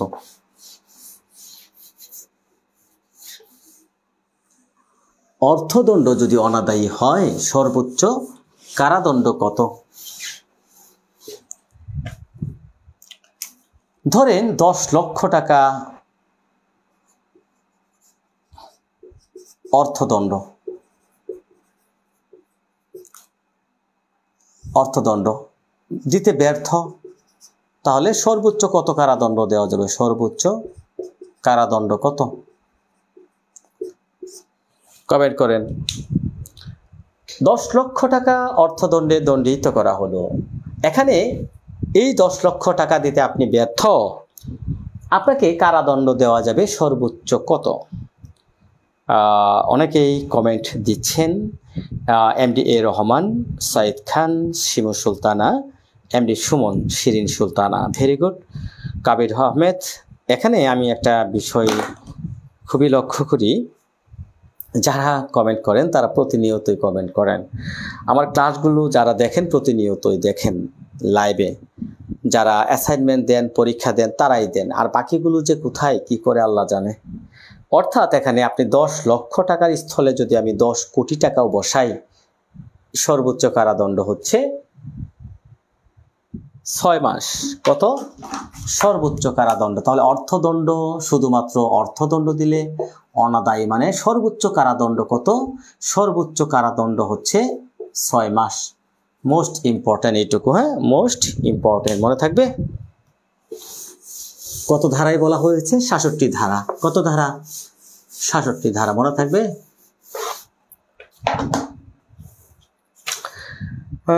এখান থেকে দেখেন দুইটা প্রশ্ন বিগত সালে করা হয়েছে। যে অপরাধের একমাত্র শাস্তি জরিমানা, সেক্ষেত্রে জরিমানা অনাদায়ে কারাদণ্ড কত? যে অপরাধের একমাত্র শাস্তি হচ্ছে জরিমানা, সেক্ষেত্রে জরিমানা অনাদায়ে কারাদণ্ড হবে বিনাশ্রম, সশ্রম, নির্জন নাকি কোনোটি না? এই প্রশ্নটার উত্তর করেন সবাই। আমরা কিন্তু বিগত সালের প্রশ্নগুলো করে যাচ্ছি, উত্তর দিয়ে যাচ্ছি। যে অপরাধের একমাত্র শাস্তি হচ্ছে জরিমানা, সেক্ষেত্রে জরিমানা অনাদায়ে কারাদণ্ড কত হবে? বিনাশ্রম, সশ্রম, নির্জন নাকি কোনোটি না? উত্তর করেন কমেন্টে। আরেকটি প্রশ্ন, যে ক্ষেত্রে অপরাধের শাস্তি শুধুমাত্র অর্থদণ্ড, সেক্ষেত্রে 100 টাকার অধিক অর্থদণ্ড প্রদান করতে ব্যর্থ হলে সর্বোচ্চ কত মেয়াদের জন্য বিনাশ্রম কারাদণ্ড দেওয়া যেতে পারে? কমেন্ট করবেন। যে ক্ষেত্রে অপরাধের শাস্তি হচ্ছে একমাত্র অর্থদণ্ড, সেক্ষেত্রে 100 টাকার অধিক অর্থদণ্ডে আদালত দিলেন ব্যর্থ হলে কত কত? কমেন্ট করবেন।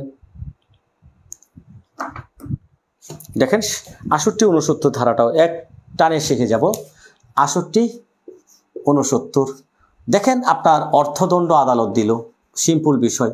অর্থদণ্ড আদালত প্রদান করলো, আপনি দিতে ব্যর্থ, আপনাকে কারাদণ্ড দিল। এই কারাদণ্ড আপনার অর্থদণ্ড দেওয়ার সাথে সাথে আপনাকে কি করতে হবে? মুক্তি করে দিতে হবে। মানে মূল বিষয়টা কি?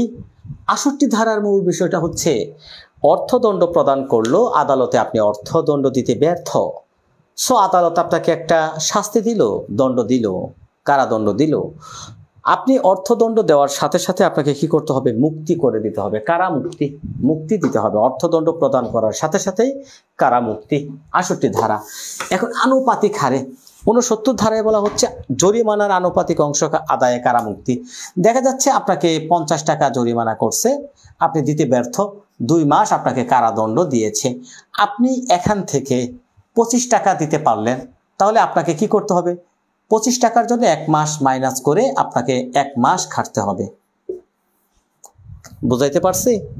মানে 69 ধারার যে আনুপাতিকের কথাটা বলা হচ্ছে, আনুপাতিক হারে অর্থদণ্ড প্রদান মানে কি? মানেটা হচ্ছে আপনাকে আদালত 50 টাকা জরিমানা করলো, আপনি দিতে ব্যর্থ। এই 50 টাকার জন্য আপনার শাস্তি কতটুকু বলেন তো? কমেন্ট করবেন। 50 টাকার জন্য আপনার শাস্তি কত? কমেন্ট করেন। 50 টাকা দিতে ব্যর্থ হলে কতটুকু শাস্তি দেওয়া যাবে?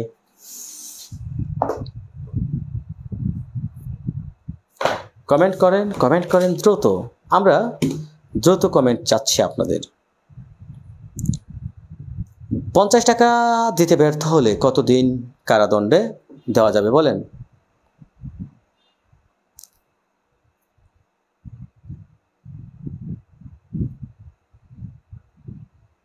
দুই মাস। Very good. 50 টাকার জন্য 2 মাস।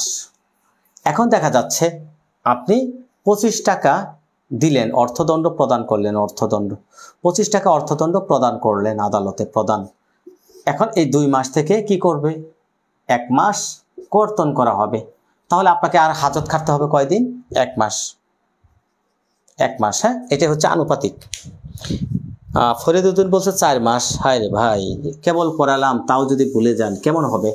50 টাকা পর্যন্ত 2 মাস, 50 টাকা 51 টাকা থেকে 100 টাকা 4 মাস, 100 টাকার অধিক 1 কোটি টাকা 2 কোটি মানে অসীম যাই হতে পারে, সেটা হচ্ছে 6 মাস। ঠিক আছে, দেখেন 70 ধারায় চলে যাচ্ছি। জরিমানা 6 বছরের মধ্যে বা কারাবাসকালে আদায়যোগ্য অর্থদণ্ডে দণ্ডিত ব্যক্তির মৃত্যুর ফলে সম্পত্তি থেকে দায়মুক্তি হবে না। 70 ধারা, এখানে অর্থদণ্ড আদায়ের সীমার কথা বলা হচ্ছে। অর্থদণ্ড আদায়ের সময়সীমা, এই ধারায় সময়সীমার কথা বলা হচ্ছে। অর্থাৎ এখানে আপনি তামাদি বলতে পারেন, তামাদিও বলতে পারেন। হ্যাঁ, এই যে আদালত আপনাকে অর্থদণ্ড প্রদান করবে, এই অর্থদণ্ডটা আপনি কত দিনের মধ্যে আদালত থেকে আদায় করবেন, আদালত কত দিনের মধ্যে অর্থদণ্ড আদায় করবে, এটাই হচ্ছে মোস্ট ইম্পর্টেন্ট কথা। অর্থদণ্ড আদালত দিল কত দিনের মধ্যে আদায়যোগ্য, এই অর্থদণ্ড দিলে এখানে অর্থদণ্ড প্রদান করা হলে তা 6 বছরের মধ্যে আদায় করতে হবে। কত দিনের মধ্যে? 6 বছর। প্রশ্ন হতে পারে এখান থেকে প্রশ্ন হতে পারে অর্থদণ্ড আদায়ের যে সময়সীমাটা, এখানে অর্থদণ্ড প্রদান করা হলে 6 বছরের মধ্যে অর্থদণ্ড আদায়যোগ্য। এখন দেখা যাচ্ছে কারাদণ্ড যদি হয় 12 বছর, 6 বছরের অধিক কারাদণ্ড যদি হয় ধরেন 12 বছর, 15 বছর, এমনও তো হতে পারে না? দেখা যাচ্ছে আপনার 2 মাস কারাদণ্ড, সে অর্থদণ্ড প্রদান করলো। এই যে অর্থদণ্ড প্রদান করলো, এই অর্থদণ্ড 6 বছরের মধ্যে আদায় করতে হবে। প্রশ্ন হতে পারে যে ধরেন একটা কারাদণ্ড হচ্ছে 12 বছর বা 15 বছর, এমনও তো হতে পারে যে আদালত একজনকে কারাদণ্ড দিলেন 12 বছর। এই যে 12 বছর যখন কারাদণ্ড দিবেন, কারাদণ্ড শেষ হওয়ার পূর্বে এই যে কারাদণ্ডের মেয়াদ, এই কারাদণ্ডের মেয়াদ শেষ হওয়ার পূর্বেই, শেষের পূর্বে তিনি যে কোনো সময় 12 বছরের মধ্যে যে কোনো সময় কি করা যাবে, অর্থদণ্ড আদায় করতে পারবে। ধরেন সেম বিষয় 15 বছরের কথাই যদি বলি, এই 15 বছর আপনাকে একজন ব্যক্তিকে আদালত কারাদণ্ড প্রদান করলেন। এই যে 15 বছর, এর মধ্যে যে কোনো সময় আপনি আদায় করে নিতে পারবেন, যে কোনো সময় এই অর্থদণ্ডটা আদায় করে নিতে পারবেন। এই বিষয়টাই বলা হচ্ছে 70 ধারাতে। অর্থাৎ আরেকটা কথা এখানে বলা হচ্ছে যে দেখা যাচ্ছে করিমকে, ধরেন করিমকে দিয়ে বুঝাই, করিম, ধরেন আমরা একটা করিম একজন ব্যক্তি, এই করিমকে আদালত কি করলেন? অর্থদণ্ড প্রদান করলেন। এখন করিম মারা গেল, এই করিম মারা যাওয়ার পরে কি তার অর্থদণ্ড মওকুফ হবে? বলেন তো দেখি, অর্থদণ্ড মওকুফ হবে কি? নো। করিম মারা গেলেও, করিম যদি মারা যায় তবুও কিন্তু এখানে অর্থদণ্ড মওকুফ হবে না। তাহলে কি হবে? এই যে করিমের যে সম্পত্তি আছে, এই সম্পত্তি থেকে মৃত করিমের সম্পত্তি থেকে অর্থদণ্ড আদায় করে নিতে পারবে। তাহলে দেখেন চমৎকার একটা বিষয় এখানে। হ্যাঁ চমৎকার। আমরা এটা কিন্তু 431 ধারাতে পড়েছিলাম, আপিল অ্যাবেটমেন্ট অফ আপিল 31 ধারা, 431 ধারাতে পড়েছিলাম যে আপিলকারী যদি মারা যায়, আপিল পণ্ড হয়, তবে অর্থদণ্ডের বিরুদ্ধে যদি আপিল হয় সেই অর্থদণ্ড আদায়যোগ্য তার সম্পত্তি থেকে। হ্যাঁ, সেম বিষয়টাই 70 ধারা, যে করিম যখন অর্থদণ্ড করিমকে দেওয়া হবে, করিম যদি মারা যায় সো করিমের সম্পত্তি থেকে কিন্তু অর্থদণ্ড আদায় করা যাবে। সো বুঝতে পেরেছেন আশা করি। আমরা আর 2টা ধারা পড়ে আমাদের আজকের ক্লাস শেষ করব। 73 ধারা, সলিটারি কনফাইনমেন্ট। তাহলে দেখেন সলিটারি কনফাইনমেন্ট বা নির্জন কারাবাস, নির্জন কারাবাসটা কি? একজন যদি পারেন কমেন্ট করবেন, নির্জন কারাবাস।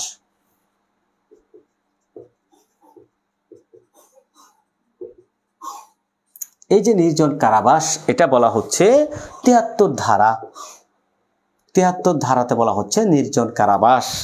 এই যে আমরা আয়নাঘরের কথা জানি না, এই আয়নাঘরের মতো, আমরা এই আয়নাঘরের সাথে ইতিমধ্যেই পরিচিত লাভ করেছি। এই আয়নাঘরের মতোই হচ্ছে নির্জন কারাবাস। অনেকেই তো কমেন্ট দিচ্ছেন, আমি তো কমেন্ট পড়তে পাচ্ছি না। করিমের সম্পত্তি থেকে তা আদায় করা হবে, কারাবন্দি 6 বছরের সময়, আর যদি 6 বছরের অধিক হয় তাহলে যে কোনো সময়, মানে যে কোনো সময় বলতে 12 বছর যদি কারাদণ্ড হয় 12 বছরের মধ্যে যে কোনো সময়, 20 বছর হলে 20 বছরের মধ্যে যে কোনো সময়, অর্থাৎ 8 বছর হলে 8 বছরের মধ্যে যে কোনো সময়। এটাই হচ্ছে হিসেব। হ্যাঁ, এটাই হচ্ছে হিসেব মূলত। ঠিক আছে। এখন দেখেন নির্জন কারাবাসটা কি? নির্জন কারাবাস কাকে বলে? নির্জন কারাবাসটা কি কেউ বলতে পারেন? এই যে আমরা আয়না ঘরের কথা জানি না, একাকী, তাকে শুধু তার আশেপাশে কোনো লোক থাকবে না, শুধু একাকী একজন ব্যক্তি একটা রুমে আটক থাকবে, এটাই হচ্ছে নির্জন কারাবাস। অর্থাৎ আয়নাঘর সম্পর্কে আমরা যে ধারণাটা নিয়েছি ইতিমধ্যেই, এই আয়নাঘরের অপর নামে হচ্ছে নির্জন কারাবাস বা সলিটারি কনফাইনমেন্ট। এই যে এই শাস্তিটা কখন দেওয়া যাবে? এই শাস্তিটা দেওয়া যাবে শুধুমাত্র যদি অপরাধীর শাস্তি হয় সশ্রম কারাদণ্ড। সশ্রম কারাদণ্ড দণ্ডিত করলে শুধুমাত্র তাকে কি করা যাবে? নির্জন কারাবাসে পাঠানো যাবে। কোথায় পাঠানো যাবে? ফারহানা আন্তরিক দশা। হ্যাঁ, একটু সংজ্ঞা দিয়ে দেন তো নির্জন কারাবাসের। জনশূন্য স্থানে আটক রাখা। জনশূন্য স্থানে আটক রাখা, এক কথায় জনশূন্য স্থানে আটক রাখা। ওকে, এটা হচ্ছে নির্জন কারাবাস। নির্জন কারাবাস, জনশূন্য স্থানে আটক রাখা। এই শাস্তিটা তখনই দেওয়া যাবে যখন অপরাধীকে শুধুমাত্র সশ্রম কারাদণ্ডে দণ্ডিত করা যায়। এখন দেখেন, নির্জন কারাবাস বলতে এখানে এর মেয়াদ হচ্ছে সর্বোচ্চ 3 মাস। নির্জন কারাবাসের মেয়াদ সর্বোচ্চ কত, এটাও আমাদেরকে শিখে নিতে হবে। নির্জন কারাবাসের সর্বোচ্চ মেয়াদ হচ্ছে 3 মাস।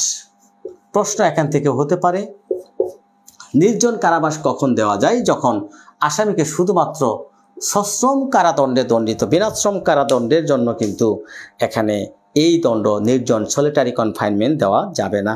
এখন দেখেন, আমরা এখানে একটা নির্জন কারাবাস দেওয়ার যে পদ্ধতি, যে নিয়মটা কি আমরা শিখব। এই যে নিয়ম, এই নিয়মটা হচ্ছে দেখেন, কারাবাসের মেয়াদ, মূল কারাদণ্ড দেখেন, মূল কারাদণ্ড যদি হয় কয় মাস? 6 মাস। তাহলে তাকে নির্জন কারাবাসে পাঠানো যাবে 1 মাস পর্যন্ত। 1 মাস পর্যন্ত। খেয়াল করেন, মূল কারাদণ্ড যদি হয় কতদিন? 6 মাসের বেশি, 6 মাস প্লাস 1 বছর পর্যন্ত, 1 বছর পর্যন্ত। তাহলে তাকে নির্জন কারাবাসে পাঠানো যাবে 2 মাস পর্যন্ত, 2 মাস।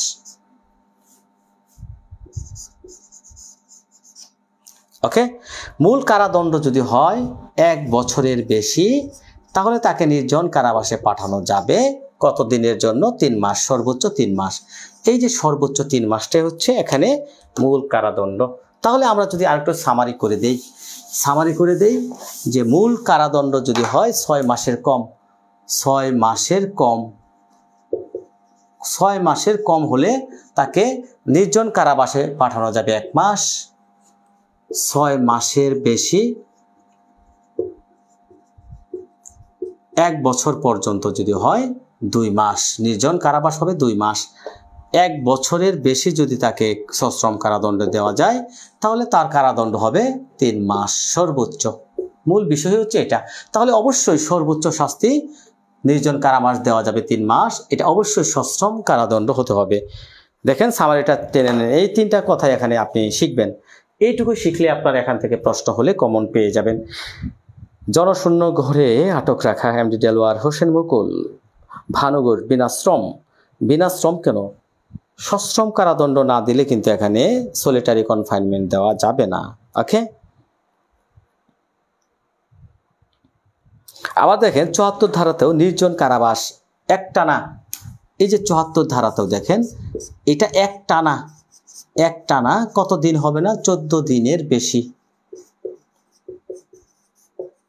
বেশি হবে না। আরেকটা কথা বলা হচ্ছে, মূল কারাদণ্ডের মেয়াদ 3 মাসের বেশি হলে নির্জন কারাবাস 3 মাস যদি মূল কারাদণ্ডের মেয়াদ হয়, তাহলে দেখেন 1 মাসে 7 দিনের বেশি না, 1 মাসে 7 দিনের বেশি তাকে নির্জন কারাবাসে রাখা যাবে না। অর্থাৎ মূল কথাটা কি? আমরা 73 ধারা 74 ধারা এই 2টা ধারা যদি এখান থেকে শিখে নেই, এখানে একটা কথাই বলা হচ্ছে নির্জন কারাবাস মানে হচ্ছে জনশূন্য একাকী একজন ব্যক্তিকে আয়নাঘরের মতো একটা ঘরে রাখা। এখানে একজন ব্যক্তিকে কখন রাখতে পারবেন? যখন তার একটা দণ্ড হবে, দণ্ডেরটা হবে সশ্রম কারাদণ্ডে দণ্ডিত। এই সশ্রম কারাদণ্ড যদি হয় 6 মাসের কম, তাহলে তাকে 1 মাস পর্যন্ত কি করা যাবে? নির্জন কারাবাসে রাখা যাবে। 6 মাসের বেশি 1 বছর পর্যন্ত হলে, 1 বছর কম হলে আর কি 2 মাস, 1 বছরের অধিক যদি হয় তাহলে 3 মাস। 74 ধারাতে আর একটা কথা বলা হচ্ছে, একটানা 14 দিনের বেশি নির্জন কারাবাসে রাখাটা যাবে না, এটা অবৈধ হয়ে যাবে। সালাম দিয়েছেন সোনালী রূপালী, কেমন আছেন? আলহামদুলিল্লাহ। 3 মাস যদি হয় নির্জন কারাবাসের মেয়াদ, তাহলে 1 মাসে 7 দিনের বেশি তাকে রাখা যাবে না। হ্যাঁ, আমরা সর্বশেষ ধারাটা পড়ব। এই সর্বশেষ ধারাটা অনেকেই বুঝেন না, আমি একটু বুঝিয়ে দিচ্ছি। চমৎকার একটা ধারা 75 ধারাটা হচ্ছে চমৎকার একটা বোঝার মতো ধারা, অনেক বিষয় এখানে লুকায়িত আছে। 75 ধারায় চলে যাচ্ছি। পূর্ববর্তী দণ্ডের পরে 12 এবং 17 কি বলা হচ্ছে? পরিচ্ছদ বলতে অধ্যায়, কতিপয় অপরাধের বর্ধিত দণ্ড। 75 ধারাটা হচ্ছে এমন একটা দণ্ড, এখানে 2টা অধ্যায়ের কথা বলা হচ্ছে। 12তম অধ্যায়, 12তম অধ্যায় এবং আরেকটা কি 17তম অধ্যায়। এখন আপনাদেরকে প্রথমে জানতে হবে 12তম অধ্যায়ে কি আছে, 17তম অধ্যায়ে কি আছে। চলুন আমরা একটু জেনে নেই। বলেন তো দেখি 12তম অধ্যায়ে কি আছে? এই যে সরকারি স্ট্যাম্প জাল করা, সরকারি স্ট্যাম্প, হ্যাঁ সরকারি, দেখেন offence relating to coin and government stamps, সরকারি টাকা পয়সা স্ট্যাম্প এইগুলো যদি কেউ জাল করে, এই বিষয়গুলো কিন্তু 12তম অধ্যায়ে বর্ণিত আছে। আরেকটা অধ্যায় হচ্ছে 17তম অধ্যায়। এই 17তম অধ্যায়ে যে কথাটা বলা হচ্ছে যে এই যে সম্পত্তি সম্পর্কিত অপরাধ, 17তম অধ্যায়ে আছে সম্পত্তি সম্পর্কিত অপরাধ এবং স্ট্যাম্প বা কয়েন টাকা স্ট্যাম্প সম্পর্কিত যে অপরাধগুলো হয়। সো এই যে 2টা অপরাধের কথা বলা হচ্ছে 12তম অধ্যায়ে এবং 17তম অধ্যায়ে, ভালো করে খেয়াল করবেন। এখানে দেখেন 12তম অধ্যায়ে কোনো টাকা জাল করা, কয়েন জাল করা, স্ট্যাম্প জাল করা, এই যে অপরাধগুলো, 17তম অধ্যায়ে চুরি ডাকাতি দস্যুতা ইত্যাদি এরকম অপরাধগুলো, এই অপরাধগুলো যদি কোনো ব্যক্তি কি করে, দেখেন এখানে বলা হচ্ছে এর অধীনে 3 বছর বা তার অধিক কারাদণ্ডে দণ্ডিত হয়ে সেই একই ব্যক্তি পুনরায় একই মেয়াদের অপরাধে দোষী সাব্যস্ত হলে উক্ত অপরাধের জন্য যাবজ্জীবন কারাদণ্ড বা 10 বছর পর্যন্ত সশ্রম বা বিনাশ্রম কারাদণ্ডে দণ্ডিত করা যাবে। তাহলে দেখেন আমি উদাহরণ দেই। ধরেন একজন ব্যক্তি 17তম অধ্যায় দিয়ে দেই, 379 শাস্তি কত বলেন? 379 ধারার শাস্তি কত বলেন? চুরি, এর শাস্তি কত? 3 বছর, তাই না? ধরেন এ নামক একজন ব্যক্তি একটা চুরি করলো, চুরির জন্য তার শাস্তি হলো 3 বছর। এখন এ নামক ব্যক্তি তার শাস্তি একটা চুরির জন্য 3 বছরের শাস্তি হলো। শাস্তি হওয়ার পরে তিনি সেই অপরাধটা পুনরায় করলেন। এখন কি বলা হচ্ছে দেখেন, তার শাস্তি আবার যখন তিনি চুরি করবেন, সিম্পলটা আরেকটু বুঝিয়ে দিই, দেখেন আরেকটু সহজ করে দিই। 75 ধারাটা বুঝতে হলে আমার এই উদাহরণটা আপনাকে বুঝতে হবে। ধরেন করিম চুরির দায়ে তার শাস্তি হলো, চুরির দায়ে তার শাস্তি হলো ধরেন 5 বছর, হতে পারে না 5 বছর? কারণ সে ধরেন বসত ঘর থেকে চুরি করছে। 380 ধারা, 380 ধারাতে আমরা জানি 7 বছর, তাই না? এখন ধরেন করিমের শাস্তি হলো 5 বছর। করিম 5 বছর হাজত খাটার পরে এই করিম কি করলো? আবারও চুরি করলো। তাহলে দেখেন এই 17তম অধ্যায়ে চুরির কথা বলা হয়েছে। তাহলে এই ক্ষেত্রে তার শাস্তি হয়ে যাবে দেখেন যাবজ্জীবন কারাদণ্ড হয়ে যাবে, তখন যাবজ্জীবন কারাদণ্ড, অথবা কি বলা হচ্ছে 10 বছর পর্যন্ত সশ্রম বা বিনাশ্রম কারাদণ্ড। তাহলে দেখেন সর্বোচ্চ 3 মাস কি বলা হচ্ছে, কি এর সর্বোচ্চ 3 মাস কি বলে, মানে এই যে দুইটা অধ্যায়ের কথা আমরা বললাম, 12তম অধ্যায়ে যে অপরাধ, 17তম অধ্যায়ে যে অপরাধগুলোর কথা বলা হয়েছে, ওই অপরাধগুলো যদি দেখা যাচ্ছে একজন ব্যক্তি করে, ওই অপরাধগুলো একজন ব্যক্তি যদি করে, তাহলে পুনরায় যদি তিনি আবার সেই অপরাধটা করেন, এই যে উদাহরণটা দিলাম, করিম একটা চুরির জন্য তার শাস্তি হলো ধরেন 5 বছর, পুনরায় যদি তিনি আবার চুরি করেন তার শাস্তি হয়ে যাবে তখন যাবজ্জীবন অথবা 10 বছর পর্যন্ত। এই কথাটাই বলা হয়েছে 75 ধারাতে একটা ব্যাখ্যা। এখানে কি বলা হয়েছে যে পূর্ববর্তী দণ্ডের পরে 12 এবং 17তম পরিচ্ছেদে অধীনে কতিপয় অপরাধের জন্য বর্ধিত দণ্ড, মানে 75 ধারার যে কথাটা, যে কোনো ব্যক্তি যদি 12তম এবং 17তম অধ্যায়ে যে অপরাধগুলো আছে একবার করলো, তার যদি 3 বছরের অধিক কারাদণ্ড হয়, তিনি যদি ওই অপরাধটা পুনরায় করেন তাহলে কিন্তু তার শাস্তি হয়ে যেতে পারে যাবজ্জীবন পর্যন্ত অথবা 10 বছর পর্যন্ত সশ্রম বা বিনাশ্রম কারাদণ্ড। 75 ধারাতে এই বিষয়টাই, মানে 12 এবং 17তম অধ্যায়ে যে অপরাধগুলো, ওই অপরাধটা একবার করার পরে তার যদি 3 বছরের অধিক শাস্তি হয়, তাহলে তিনি যদি আবার পুনরায় ওই অপরাধটা আবার করেন তার শাস্তি যাবজ্জীবন অথবা 10 বছর পর্যন্ত। বুঝতে পেরেছেন কিনা প্রিয় শিক্ষার্থীগণ? আবারও কমেন্ট করবেন। হ্যাঁ, তাহলে আমরা দেখেন অনেক কিছু এখান থেকে শিখলাম। আগামীকাল আপনাদের জন্য আবারও আমি কি করব, ক্লাসে চলে যাব। আগামীকালকের আলোচনার বিষয় হচ্ছে আপনার, আগামীকালকে আমরা পেনাল কোডের সবচাইতে স্পর্শকাতর যে অধ্যায়, 4র্থ অধ্যায়, এই 4র্থ অধ্যায়টা এমন একটা অধ্যায় যে অধ্যায় থেকে লিখিত, এমসিকিউ, দেন ভাইবা, প্রত্যেকটা পরীক্ষায় এখান থেকে প্রশ্ন হবেই হবে, 100% হয়ে যায়। সো এই যে 76 ধারা থেকে 106 ধারা পর্যন্ত আমরা আগামীকালকে আলোচনা করব আরও সহজ সাবলীল ভাষায়, কারণ এই 4র্থ অধ্যায় থেকেই আপনি দেখবেন মিনিমাম 5টি এমসিকিউ পেয়ে যেতে পারেন, 5টি লিখিত পরীক্ষায় প্রশ্ন পেয়ে যাবেন, ভাইভাতে আপনি পেয়ে যাবেন। সো আগামীকালকে আপনাদের সবাইকে আহ্বান জানাচ্ছি, রাত 10টা বা 10:30 ঘটিকার সময় আমরা পেনাল কোডের যে 4র্থ অধ্যায় আছে সে অধ্যায় নিয়ে আলোচনা করব। জি স্যার, আলহামদুলিল্লাহ বুঝতে পেরেছি। পুঞ্চগুচ্ছ এমডি সালাম অনেকে যুক্ত আছেন। এমডি শরীফ আল মামুন ভাই কেমন আছেন? আলহামদুলিল্লাহ। আসসালামু আলাইকুম স্যার, আপনার ক্লাস দেখে ফলো দিয়ে গেলাম। শেখ জুবাইর আহমেদ, অসংখ্য ধন্যবাদ জানাচ্ছি ফলো দেওয়ার জন্য। যারা আইনের শিক্ষার্থী অনেকে আমাকে ফলো দিয়ে রাখেন, ইতিমধ্যে 12K সম্ভবত আমার ফলোয়ার পূর্ণ হয়েছে। হ্যাঁ, 12K ফলোয়ার আমার ইনশাল্লাহ এই পেজে। পাশাপাশি আজকের যে ক্লাসটি দুরন্ত ল একাডেমির ফেসবুক পেজ এবং অ্যাডভোকেট আশরাফুল আলম পেজ থেকেও একত্রে একসাথে সম্প্রচারিত হলো। তো ইনশাল্লাহ আগামীকাল আবারও দেখা হবে আপনাদের সাথে।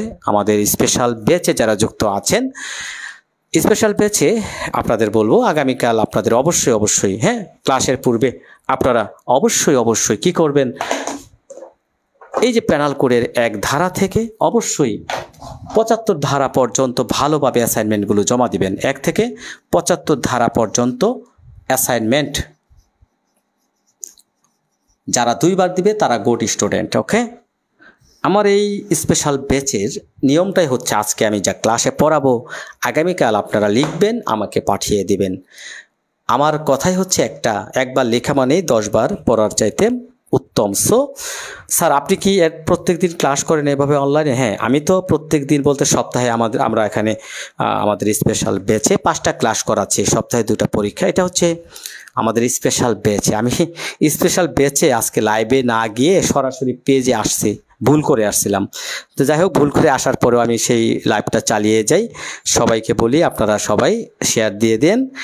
ইনশাল্লাহ গুরুত্বপূর্ণ অধ্যায়, 3য় অধ্যায় নিয়ে আজকে আলোচনা করা হলো। গতকাল আমি আলোচনা করেছিলাম আমাদের স্পেশাল ব্যাচে। আগামীকাল তো স্পেশাল ব্যাচে ক্লাস হবে, পাবলিক হবে না। ওকে, আমি সিলেট ল কলেজে ভর্তি হয়েছি স্যার এবছর, শেখ জুবাইর আহমেদ। আচ্ছা, ওয়েলকাম জানাচ্ছি আপনাকে। তো আগামীকাল স্পেশাল বেচে যারা যুক্ত হবেন তারা নক দিতে পারেন। হ্যাঁ, স্পেশাল বেচে আপনাদেরকে যুক্ত করে দেব। ওকে, যারা নক দিতে পারেন স্পেশাল বেচে যুক্ত হওয়ার জন্য ইনশাল্লাহ সেরা প্রস্তুত হবে বলে আমি মনে করি। তাহলে সবাই ভালো থাকেন, সুস্থ থাকেন। শুভরাত্রি, আল্লাহ হাফেজ।